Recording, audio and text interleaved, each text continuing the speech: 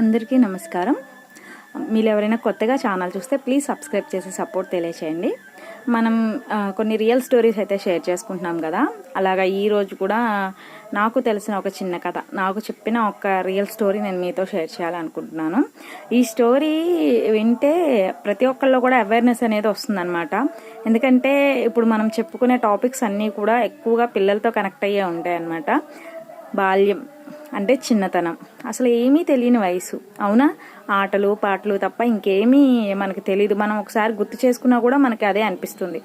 అలాంటి చిన్న వయసులో ఒక చెల్లికి జరిగిన చిన్న అన్యాయం అనమాట. చిన్న అన్యాయం అని ఏం కాదు, కానీ తన అదృష్టం ఏంటి అంటే తనకేమీ జరగలేదన్నమాట.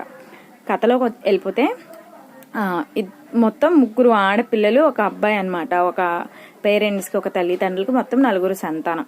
వాళ్ళు డైలీ కూలి పని చేసుకుంటే కానీ రోజు వెళ్ళదన్నమాట. అయితే వీళ్ళుండే కమ్యూనిటీలో కొంచెం హై కాస్ట్ కూడా ఉన్నారనమాట.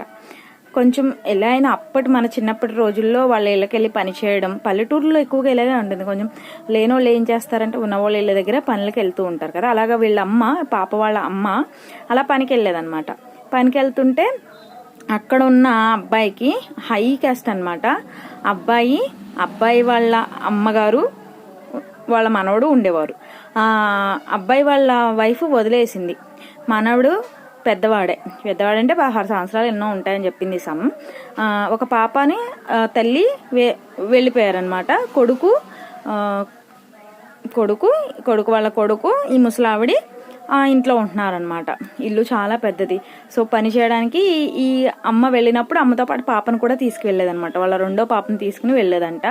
అయితే ఒకరోజు అమ్మకు బాగాలేదని పాపని పనికి పంపించిందంట. అంటే అప్పట్లో అందరికీ పనులు వచ్చేయండి, ఊడవడం, ముగ్గులు వేయడం, అదే పని, ఇంట్లో పని. ఊడ్చి ముగ్గు వేసి గిన్నెలు కడిగేసి రావాలన్నమాట. ఇలా ఎర్లీ మార్నింగ్ పనికి వెళ్ళిందంట పాప. పనికి వెళ్తే ఏమీ తెలియని వయసు కదా, అన్నయ్య అని పిలిచేదంట ఆ అబ్బాయిని. వాడు దరిద్రుడు కాకపోతే అన్నయ్య అని పిలిస్తే చెల్లే కదా, తన సొంత చెల్లిని కూడా అలాగే హరాస్ చేస్తాడా? అమ్మాయిని గది తుడమని చెప్పి ఇంట్లోకి పిలిచి గట్టిగా పట్టుకున్నాడంట. వదులు, ఎందుకు పట్టుకుంటున్నావు అన్నయ్య, నన్ను వదులు అని ఆ పాప చాలా అరిచిందంట.